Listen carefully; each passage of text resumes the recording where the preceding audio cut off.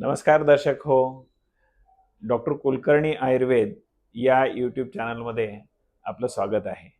आज आपण आपल्याला यूट्यूब आणि इंस्टाग्राम चॅनलवर जे आपले श्रोते किंवा दर्शक आहेत त्यांनी जे वेगवेगळे प्रश्न विचारलेत त्याच्याविषयी आपण थोडं जाणून घेऊ. त्यातले काही प्रश्न आम्ही निवडलेले आहेत आणि त्याची उत्तरं आज आपण देण्याचा प्रयत्न करूया. तर अनेकांनी वेगवेगळे प्रश्न विचारले, त्यातले काही प्रश्न मी घेतोय. बऱ्याच लोकांनी आंब्याच्या कोळीचा आतला भाग घ्यायचा की वरचा, असा एक प्रश्न विचारला होता. आपण आंब्याच्या कोळीविषयी एक यूट्यूबला व्हिडिओ पोस्ट केला होता आणि अनेकांच्या मनात हा प्रश्न आला. तर यासाठी काय करायचं आहे, आंब्याच्या कोया वाळवायच्यात आणि वाळल्यानंतर त्या फोडायच्या आणि फोडल्यानंतर आतमध्ये जो गर असतो ना, गुठली ज्याला आपण म्हणतो, ती घ्यायची आणि मग ती भाजून किंवा कच्ची त्याची पावडर करून ती आपल्याला वापरायची. म्हणजे कव्हर आपल्याला फोडावं लागेल, आतला गर घ्यायचा आहे आणि त्याचा आपण औषधासाठी किंवा मुखवासामध्ये त्याचा वापर करायचा आहे. ठीक आहे. तर हा प्रश्न बऱ्याच लोकांनी विचारला होता. आता बऱ्याच दर्शकांनी डोकेदुखीवर उपाय सांगा असं आपल्याला विचारलेलं आहे. तर आपल्याला माहित आहे डोकेदुखी अनेक कारणामुळे होते आणि विशेषतः हल्ली खूप महिलांना मायग्रेनचा त्रास असतो. मायग्रेनमुळे खूप जास्त प्रमाणात डोकेदुखी होते. अगदी घण घातल्यासारखं, म्हणजे माता ठणकतो किंवा डोकेदुखीसोबत कान किंवा डोळा किंवा चेहऱ्याचा काही भाग दुखत असतो. तर अशी डोकेदुखी खूप लोकांना आहे. किंवा पित्त वाढल्यामुळे डोकेदुखी आहे किंवा प्रवास केल्यामुळे किंवा आता आभाळ आलंय आणि अशा वेळेसुद्धा खूप लोकांना डोकेदुखीचा त्रास होतो. तर अशी डोकेदुखी जेव्हा असते किंवा ब्लड प्रेशर वाढल्यामुळे सुद्धा बऱ्याच लोकांना डोकेदुखी होते, कॉन्स्टिपेशनमुळे होते, झोप अपुरी घेतल्यामुळे सुद्धा खूप लोकांना डोकेदुखी होते. तर अशा डोकेदुखीचं आपण निश्चित निदान करणं गरजेचं असतं. मग आपण आपल्या जवळचे जे डॉक्टर किंवा वैद्य आहेत त्यांच्याकडून आपण पहिल्यांदा निश्चित निदान करून घ्यावं आणि कशामुळे डोकेदुखी आहे किंवा साधी सर्दी पडल्यामुळे आहे का, किंवा बऱ्याच वेळेस सायनसेस ब्लॉक झाल्यामुळे सुद्धा डोकं दुखू शकतं. तर निश्चित निदान केलं तर निश्चित उपचार करता येतील.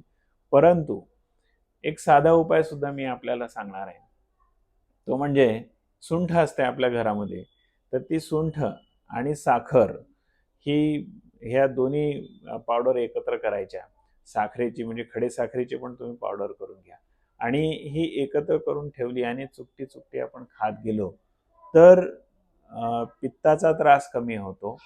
झोप लागत नसेल तर ती सुद्धा येते किंवा मळमळ उलटी होऊन डोकं दुखत असेल तर त्याचा त्रास कमी होतो, मायग्रेनचा त्रास कमी होतो.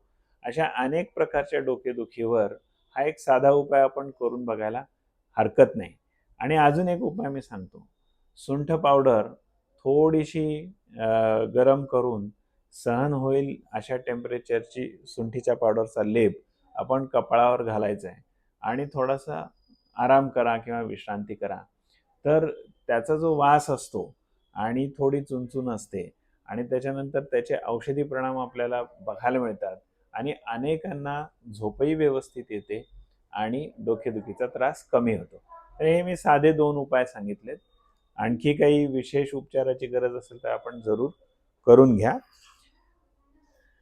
असाच एक प्रश्न अनेकांनी विचारलाय, तो म्हणजे किडनी स्टोन किंवा मूतखडा याच्याविषयी प्रश्न आहे.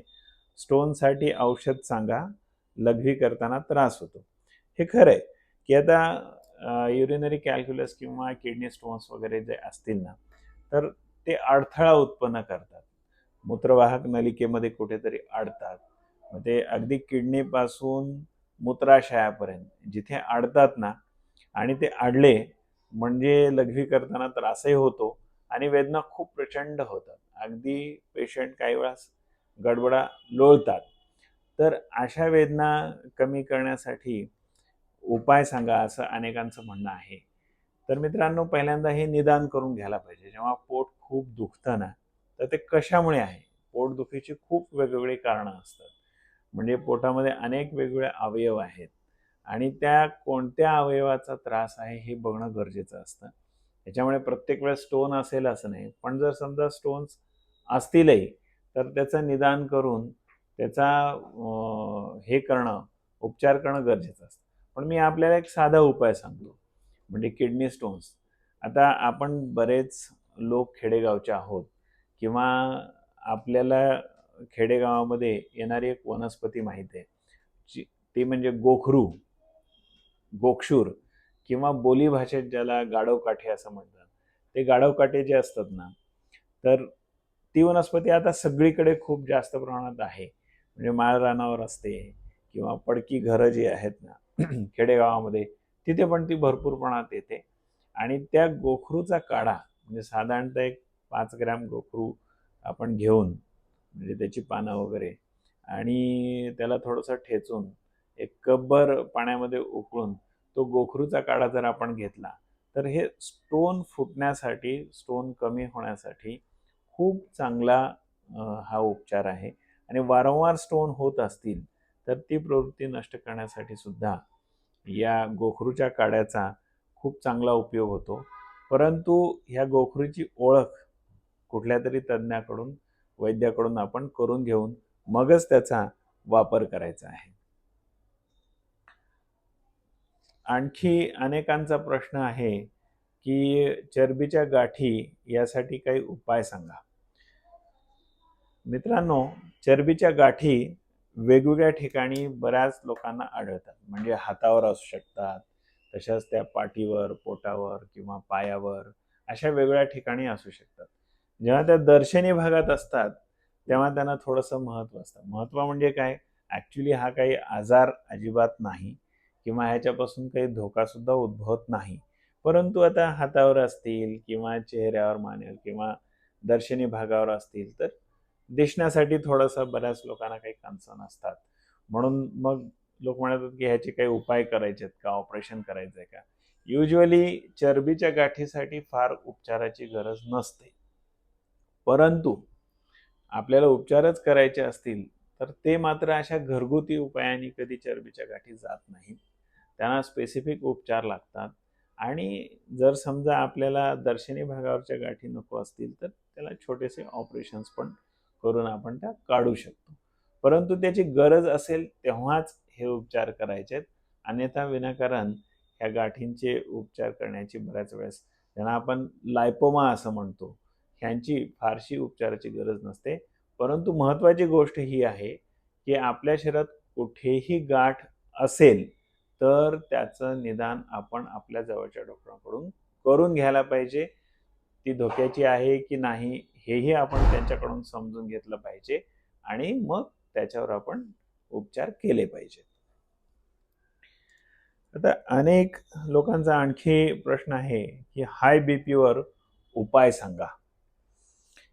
हे बघा, ब्लड प्रेशर आता एक सामान्य समस्या होत चाललेली आहे आणि कमी वयामध्ये सुद्धा खूप लोकांना ब्लड प्रेशरचा त्रास होतो.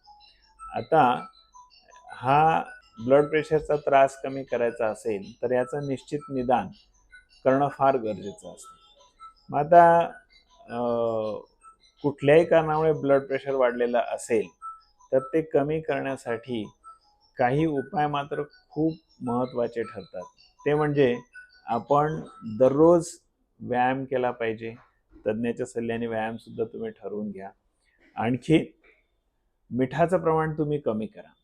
आज आपण जे मीठ इतक्या जास्त प्रमाणात खातोय, प्रत्येक दिवशी पूर्ण वाढीच्या एका व्यक्तीने 3 ते 4 ग्रॅमपेक्षा अधिक मीठ खायला नको. परंतु आज आपण बघितलं तर तो प्रत्येक व्यक्ती साधारणतः 4 ग्रॅम, 5 ग्रॅम इतकं किंवा 6 ग्रॅम, 10 ग्रॅमपर्यंत मीठ खातात.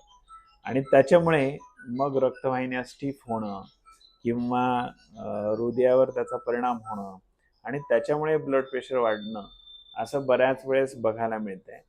किंवा पाणी शरीरामध्ये साठतं. सोडियम क्लोराईड जेव्हा आपण घेतो, जास्त प्रमाणात, तेव्हा पाणी शरीरामध्ये साठतं आणि त्याच्यामुळे सुद्धा बऱ्याच वेळेस ब्लड प्रेशर वाढतं. वजन वाढल्यामुळे ब्लड प्रेशर वाढतं किंवा स्ट्रेसमुळे काही पेशंट्समध्ये ब्लड प्रेशर वाढतं. अशा कुठल्याही कारणामुळे किंवा बऱ्याच वेळेस रिनल आर्टरी स्टेनोसिस असेल, तरुण व्यक्तीमध्ये जर ब्लड प्रेशर वाढत असेल, तर ही समस्या आहे का ते पण आपण बघायला पाहिजे आणि मग त्याच्यावर उपाय करायला पाहिजे. परंतु सगळ्याच प्रकारच्या ब्लड प्रेशर वाढण्याच्या आजारावर पहिल्यांदा नॉन फार्मॅकॉलॉजिकल मेजर्स म्हणजे औषधाव्यतिरिक्त आपल्याला काही करता येतं का? तर होय. तर ते कमी करण्यात पहिला क्रम आहे किंवा उपाय आहे, तो म्हणजे मीठ कमी करणं. आपण मीठ कमी करा, स्ट्रेस कमी करण्यासाठी योगाभ्यास करा, ध्यान करा, प्राणायाम करा, चालण्याची सवय लावून घ्या, वजन कमी करा. तर ह्या नॉन फार्माकोलॉजिकल मेजर्स जे आहेत ना, हे खूप महत्त्वाचे असतात आणि प्रत्येक ब्लड प्रेशर वाढलेल्या पेशंटमध्ये हे उपाय आपण करायला पाहिजे. आपली झोप पूर्ण होते का ते पण आपण बघा. गाढ 8 तास झोप जर आपण घेतली, तर नक्की ह्या सगळ्या उपायांनी ब्लड प्रेशर कमी व्हायला मदत होते. पण जर याच्याने नियंत्रण येत नसेल, तर नक्की आपण आपल्या डॉक्टरांचा सल्ला घेतला पाहिजे. काही दर्शकाचा प्रश्न आहे, की आवळ्याची पावडर दुधासोबत घेतली तर चालेल का? शक्यतोवर आवळा पावडर दुधासोबत घेण्यापेक्षा म्हणजे त्याचा काही तसा रोल नाही दुधासोबत घेण्यामध्ये. तर त्याच्यापेक्षा आपण ती मधासोबत घेतली किंवा नुसती आपण घेतली तर चांगला आपल्याला परिणाम शरीरामध्ये बघायला मिळतो किंवा कोमट पाण्यासोबत सुद्धा आपण घेऊ शकता. दुधासोबत फारशी घेण्याचं काही कारण नाही. मूळव्याधीवर औषध सांगा, असा बऱ्याच आपल्या दर्शकांचा प्रश्न आहे.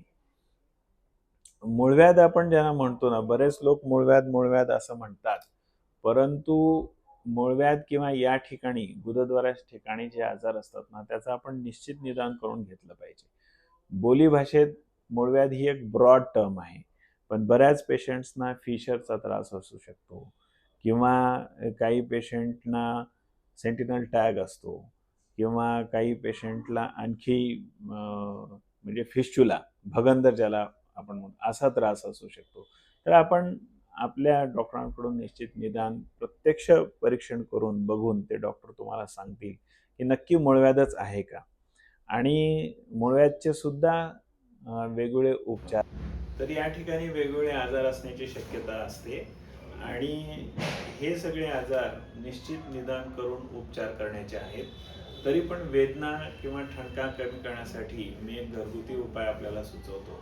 तो म्हणजे मूळव्याध किंवा गुदद्वाराच्या ठिकाणी ठणका असणाऱ्या लोकांनी काय करायचं की एक टब घ्यायचं आणि त्या टबमध्ये कोमट पाणी टाकून त्या पाण्यामध्ये 2 चमचे हळद टाकून आपण जर बसला तर ठणका कमी होणं, सूज कमी होणं किंवा जो खूप जास्त प्रमाणात त्रास असतो, असाही त्रास असतो, तो त्रास कमी व्हायला नक्की मदत होते आणि निश्चित उपचार मात्र आपण डॉक्टरांच्या सल्ल्याने करायला पाहिजे. खूप दर्शकांचा अजून एक प्रश्न आहे की सांध्यांना सूज येते आणि खूप वेदना होतात, याच्यावर काही उपाय आहे का? होय, नक्कीच आयुर्वेदामध्ये सांध्याची सूज, वेदना आणि सांध्याचे सगळे आजार ह्याच्यावर खूप चांगले उपचार आहेत. आता सांध्याची सूज पण वेगवेगळ्या कारणामुळे असते किंवा या ठिकाणी होणारे आजार सुद्धा वेगळे आहेत. तरी पण या ठिकाणी झालेल्या वेदना कमी करण्यासाठी मी एक साधा उपाय आपल्याला सुचवतो. तो म्हणजे एरंडाची पानं आणि निरगुंडीची पानं ती एकत्र करून त्याचा लगदा तयार करा आणि त्याच्यामध्ये थोडंसं सैंधव मीठ घाला आणि त्याला गरम करा आणि सहन होईल अशा तापमानाचा लेप आपण सांध्यावर जर केला किंवा एक सुती कपडा घ्या, त्याच्यावर हा लगदा असा पसरवून नंतर एक पोल्टिश तयार करून त्याच्याने जर आपण शेक केला, म्हणजे एरंडाची पानं, निरगुंडीची पानं आणि सैंधव मीठ एकत्र करून शेक केला, तर सांध्याची सूज आणि वेदना कमी व्हायला नक्की मदत होते आणि हा उपाय निर्धोक आहे, आपण करू शकता. बऱ्याच पेशंटचा आणखी एक प्रश्न असतो की थायरॉइडसाठी आयुर्वेदामध्ये उपचार आहेत का? हो, नक्कीच आहेत. थायरॉइडसाठी म्हणजे याचे दोन विशेषतः प्रकार असतात, हायपरथायरॉइडिझम आणि हायपोथायरॉइडिझम. म्हणजे बऱ्याच पेशंट्सचं वजन वाढतं, गोष्टी शरीरातल्या चयापचयाच्या मंदावतात, वजन वाढतं, केस गळतात, अशा प्रकारची बहुतेकांना विकृती असते. आणि ह्याच्या विरुद्ध म्हणजे काही पेशंट्सना वजन कमी होतं, केस गळतात आणि बऱ्याच वेळेस अंग गरम होतं, असं पण काही लोकांमध्ये आपल्याला बघायला मिळतं. तर बहुतेकामध्ये पहिला जो प्रकार आहे ना, हायपोथायरॉइडिझम, अशा प्रकारची विकृती असते. अशा कुठल्याही थायरॉइडच्या आजारासाठी योग्य प्रमाणात आपण शरीरशुद्धी करून घेतली किंवा त्याच्यासोबत आणि औषधी ट्रीटमेंट आपण केली तर नक्की खूप चांगला उपयोग होतो. आणि त्या प्रकारची औषधं, पथ्य ह्या सगळ्याचं आपण जर पालन केलं तर हायपोथायरॉइडिझमवर सुद्धा खूप चांगला आयुर्वेदामध्ये उपचार आहे. तर आपण जे काही प्रश्न बहुतेकांचे आले होते आणि जे वारंवार विचारत होते आणि त्यातले काही प्रश्न आपण सिलेक्ट करून आज आपण त्याची चर्चा केलेली आहे. या सगळ्या आजारासाठी आम्ही व्हिडिओ अगोदर बनवलेले आहेत. या व्हिडिओच्या डिस्क्रिप्शनमध्ये त्याची लिंकसुद्धा आहे. आणि वेगवेगळ्या आजारासाठी आपल्याला कन्सल्ट करायचं असेल तर तिथे मोबाईल नंबरसुद्धा आहे. व्हिडिओ कन्सल्टेशनची सुविधासुद्धा आपल्याकडे आहे.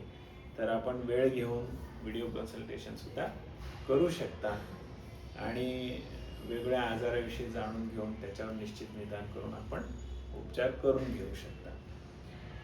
आज आपण जे प्रश्न विचारले असेच प्रश्न आपण पुढे पण विचारा आणि ही शास्त्रीय माहिती अनेकांपर्यंत पोचवा. त्यासाठी हा व्हिडिओ शेअर करा वेगवेगळ्या ग्रुप्समध्ये आणि आपलं चॅनल मात्र नक्की सबस्क्राईब करा. धन्यवाद.